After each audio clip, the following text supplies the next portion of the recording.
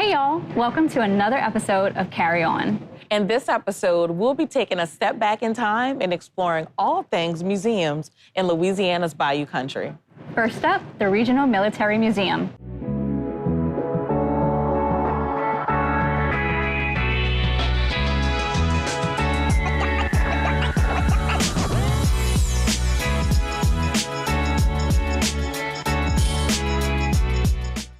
This place is massive.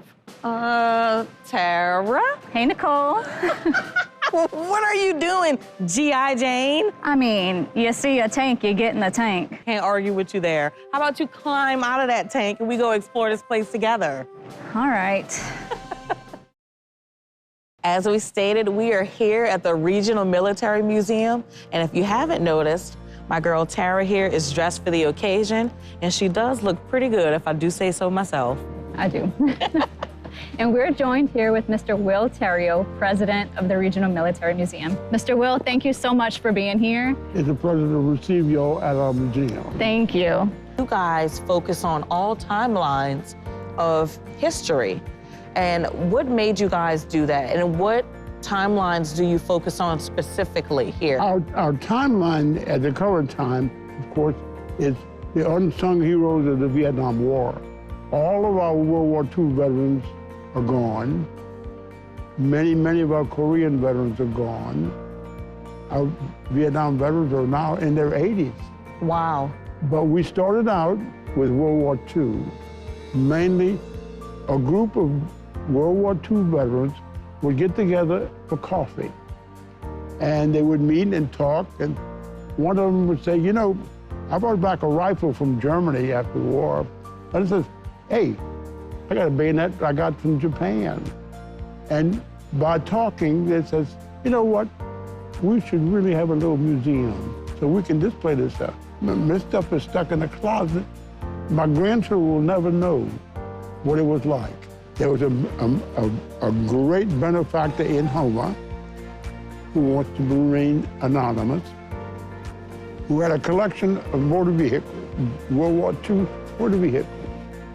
And he said, if y'all will display my artifacts, I will buy a building for you. Wow. And he bought the other little building on the other side, which was constructed in 1946 as an automobile dealership.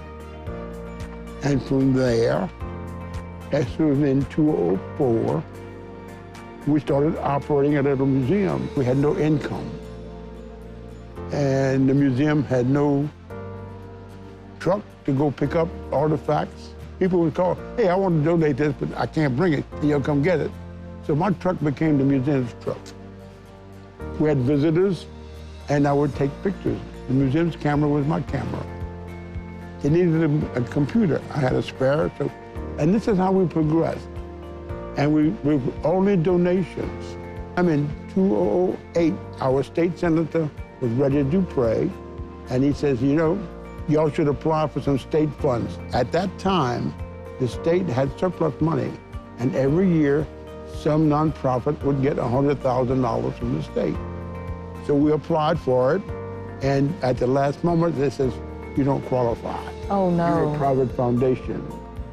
So he said, we're going to create a Kevin Parish Veterans Memorial District, a political subdivision. And from there, you can raise money through a bond issue or whatever.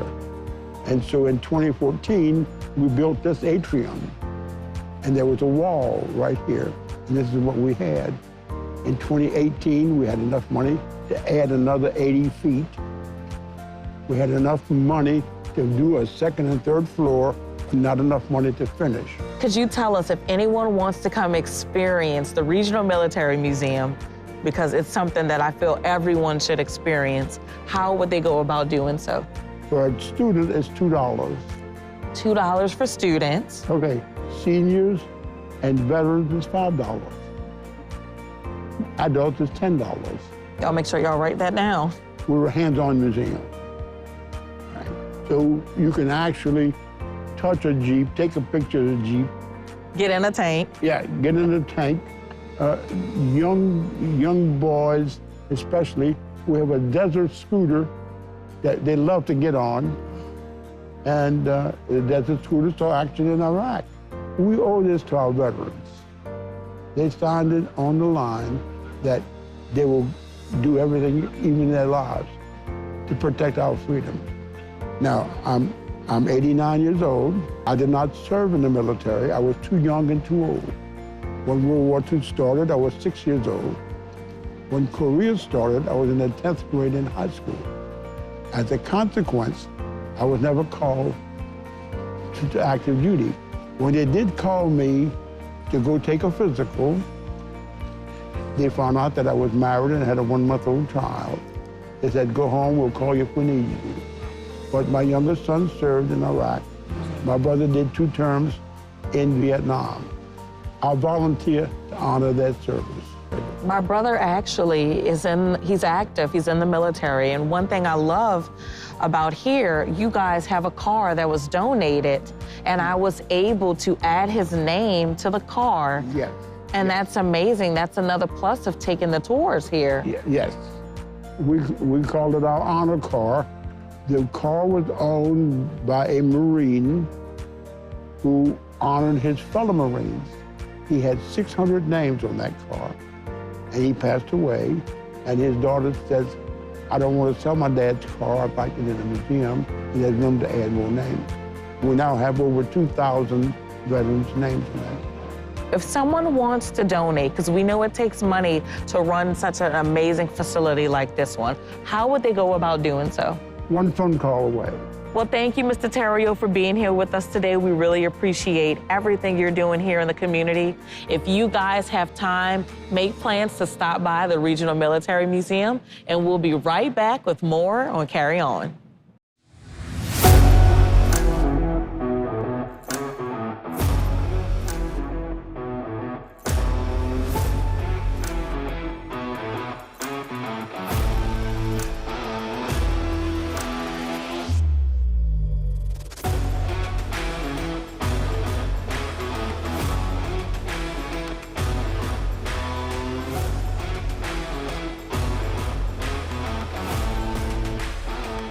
Welcome back. Here we are at the famed Pink House, better known as Southdown Plantation and Museum.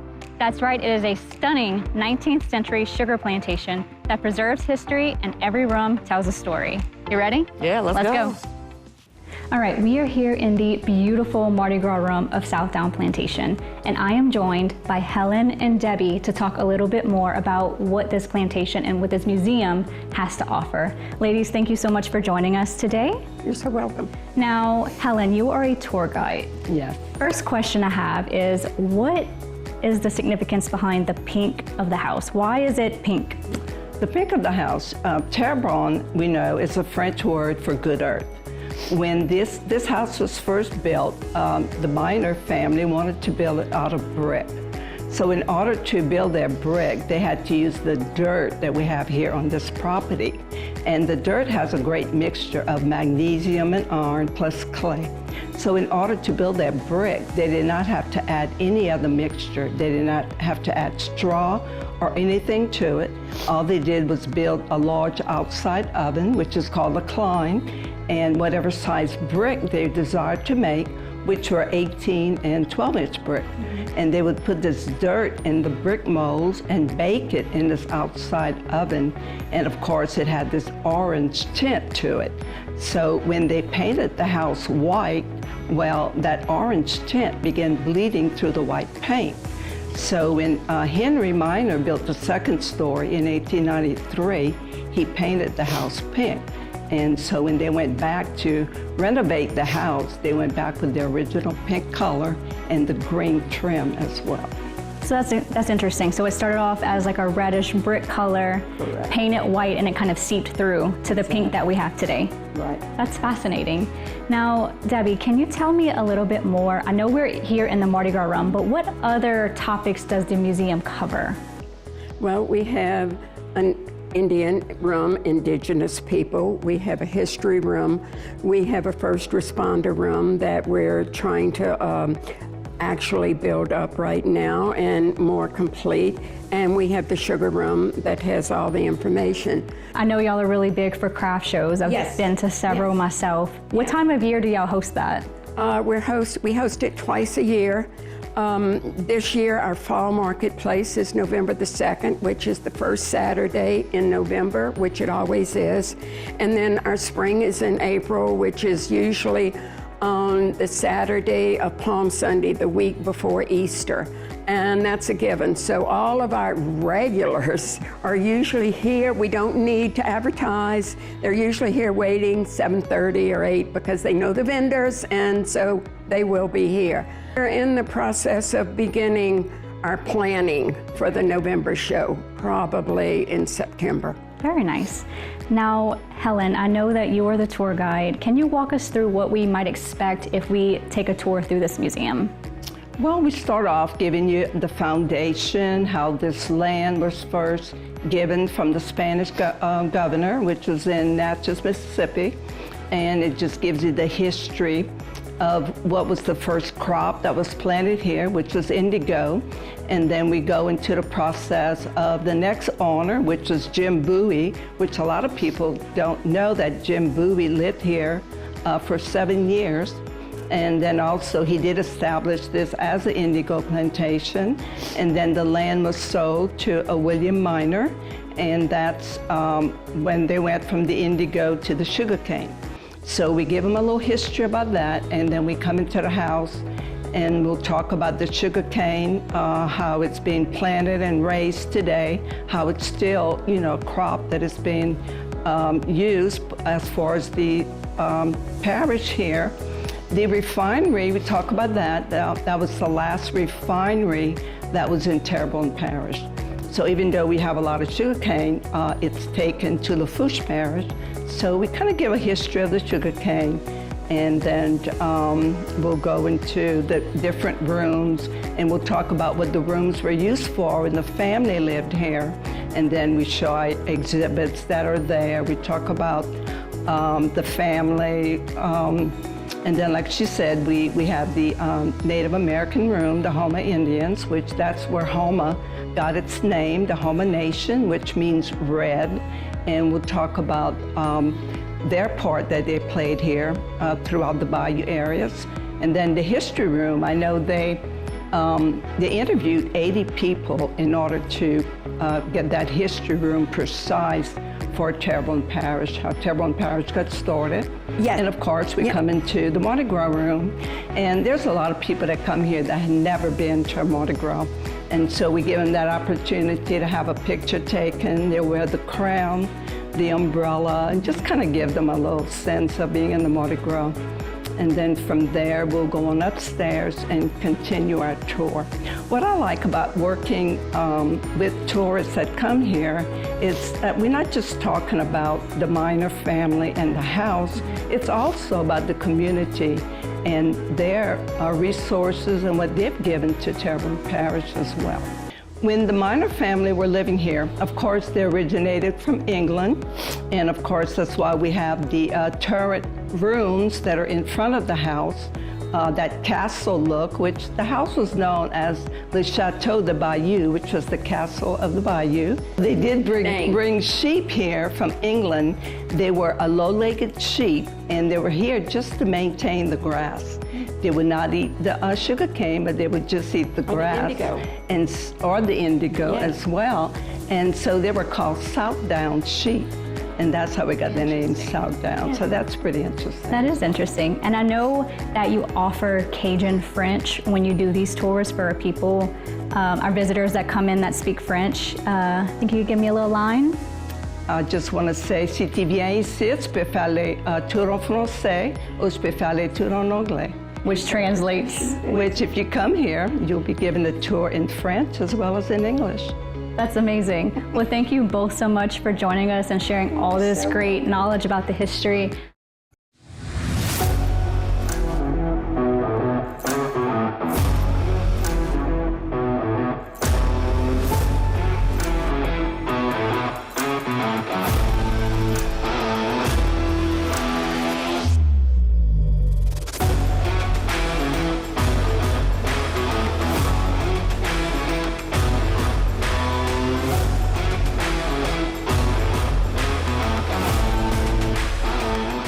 welcome back. We are on our final stop of our museum tour today, and we are here at none other than the Finding Our Roots African American Mobile Museum. And we're here with none other than the owner, founder, and creator, Miss Margie Scobie. Miss Margie, thank you for joining us today. Thank y'all for having me. This museum is, I can't even put into words how monumental it is. You had the museum, and now you have this mobile museum that came into fruition after Hurricane Ida, correct? Correct. Tell me a little bit about that. Well, first and foremost, when you've been put out of pocket, you don't know which way to turn. Clearly, we all go down in prayer, at least I do.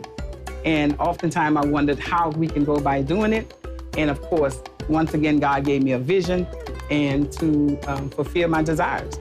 And so going through Facebook, I kept seeing African drums, African this, and mobile units. And it's like, I don't want mobile units, I need African stuff. Mobile units kept popping up, and then it came to mind, mobile units, and that's how we got it. After Hurricane Ida, correct? Oh my goodness, and you've had so much success with this museum. Yes. So I want to ask you, what sort of history can one expect to see and learn about when they visit the Finding Our Roots African American Mobile Museum? Well, actually, we go from we go from slavery to early life into the present time. So basically, when you first walk in, you're gonna actually get introduced to where we came. Many of us came. Many of us was here already, but those that came in from the coast of Africa, we talk about that. And then we talk about when they became enslaved people. And then from there, we move on to every section, which is early life reconstruction, military, and religion. And what made you get into this? What made you say, you know what? I want to be a founder of a museum, an African American museum at that.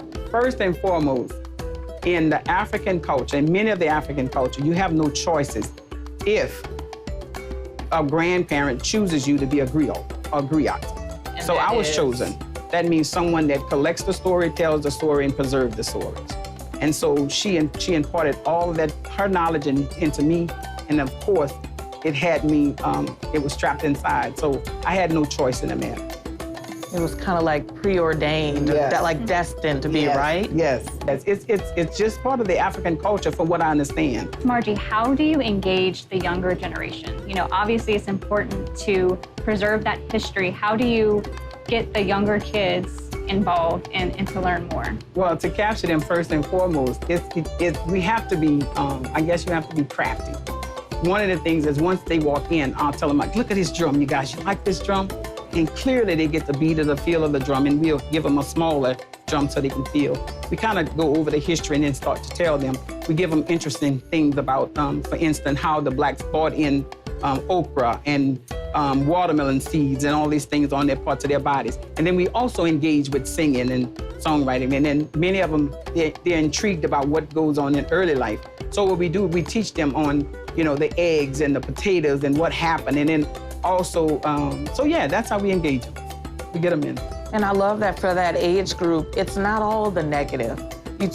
You show them, like, even during these times, the family unit was beautiful. And you got to learn how to cook. And what are some of the dishes they would cook back during those times? They cook gumbo, black-eyed peas. The okra gumbo, the black-eyed peas, smothered okra. Ooh. I think that was one of the best things. We still enjoy today. All cracklings and, some of the leftover foods, they were very inventive. They were very knowledgeable. And so they would make things like, if they would skin the hog, they would make cracklings.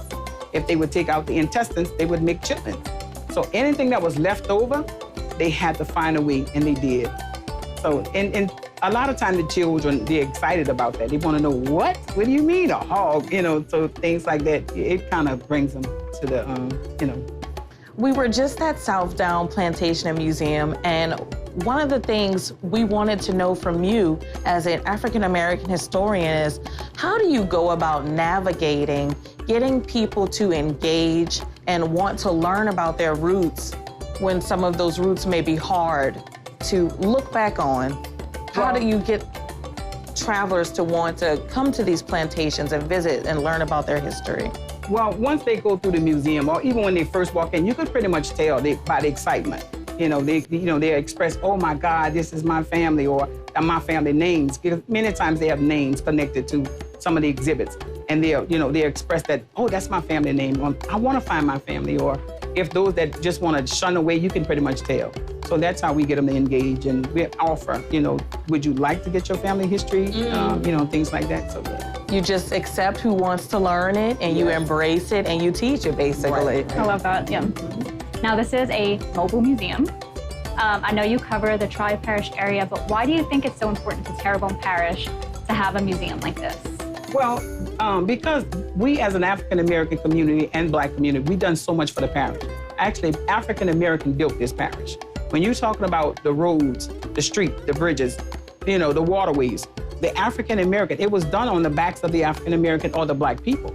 So I think it's important that our history be told and celebrated just as well as anybody else's. This museum is filled with incredible artifacts. Is there one that is most special to you? Yes, that's this African drum. It's a traditional African ceremonial drum. And of course, I had to call around to find out was it authentic, and sure enough, it is. So yes, it came from the continent of Congo. And so yeah, they used it to perform ceremonies. Well, Miss Margie, thank you for filling us in. The next time we're rolling down the street, we're gonna be looking for the African-American museum. Thank you guys for tuning in for another episode of Carry On. We'll see you next time.